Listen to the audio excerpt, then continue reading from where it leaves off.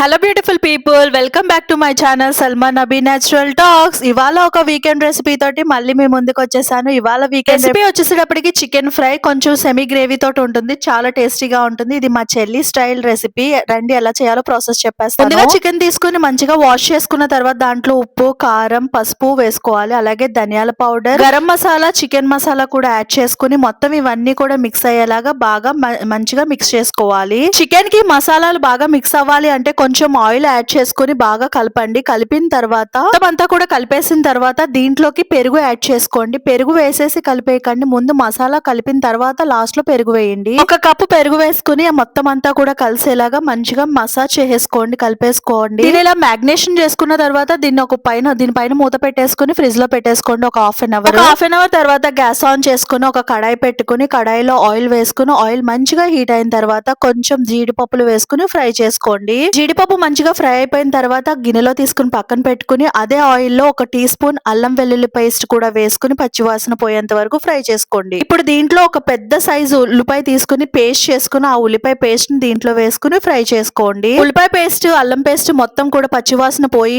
అలాగే ఉల్లిపాయ పేస్ట్ కొంచెం కలర్ మారేంత వరకు కూడా ఫ్రై చేసుకోండి. అలాగే దీంట్లోకి ఒక రెమ్మ కరివేపాకు కూడా వేసుకుని ఒకసారి మంచిగా ఫ్రై చేసుకోండి. చికెన్ ఫ్రై లోకి కరివేపాకు మంచి ఫ్లేవర్ ఇస్తుంది. ఈ మసాలా అంతా కూడా ఫ్రై అయిపోయిన తర్వాత మనం ముందుగానే మ్యాగ్నేషన్ చేసి పెట్టుకున్న చికెన్ ని దీంట్లో వేసేసుకుని బాగా గ్యాస్ అనేది హై ఫ్లేమ్ లో పెట్టుకుని బాగా ఫ్రై అవనివ్వండి. ఒకసారి మంచిగా తిప్పేసుకోండి మొత్తం అంతా కూడా మిక్స్ అయ్యేలాగా. 5 మినిట్స్ అలా వేపితే గనక దీంట్లో చికెన్ లోంచి కొంచెం వాటర్ వస్తుంది. ఆ వాటర్ అంతా కూడా ఎగిరిపోయిన తర్వాత దీంట్లో మనం ఒక గ్లాస్ వాటర్ వేసుకోవాలి. ఒక గ్లాస్ వాటర్ యాడ్ చేసుకున్న తర్వాత ఒకసారి కలపండి మొత్తం అంతా కూడా మిక్స్ అయ్యేలాగా. కలిపిన తర్వాత దీంట్లోకి 2 పచ్చిమిర్చి చీలికలు కూడా వేసుకోండి. టేస్ట్ చాలా బాగుంటుంది. వేసుకున్న తర్వాత అలా వదిలేసి గ్యాస్ మీడియం ఫ్లేమ్ లో పెట్టుకుని అలా వదిలేస్తే గనక చికెన్ అంతా కూడా మంచిగా మగ్గిపోతుంది అనమాట. ఇప్పుడు మనం దీంట్లోకి ఏం చేసుకోవాలంటే ముందుగా ఫ్రై చేసి పెట్టుకున్న జీడిపప్పుని అలాగే కొత్తిమీరని కూడా పైనుంచి గార్నిష్ చేసుకుని ఒకసారి మిక్స్ చేసుకుని లిడ్ అనేది క్లోజ్ చేసి ఫ్రై చేయండి. హార్డ్లీ ఒక 10 మినిట్స్ లో మనకి కర్రీ అంతా కూడా దగ్గరకు వచ్చేస్తుంది. జ్యూసీ చికెన్ ఫ్రై అనేది రెడీ అయిపోతుంది. ఇది కూడా ఒకటి. దీన్ని మనం డైరెక్ట్ గా తినేయచ్చు లేదా రైస్ లో పెట్టుకుని కూడా తినేయచ్చు. For watching guys and please subscribe to my channel.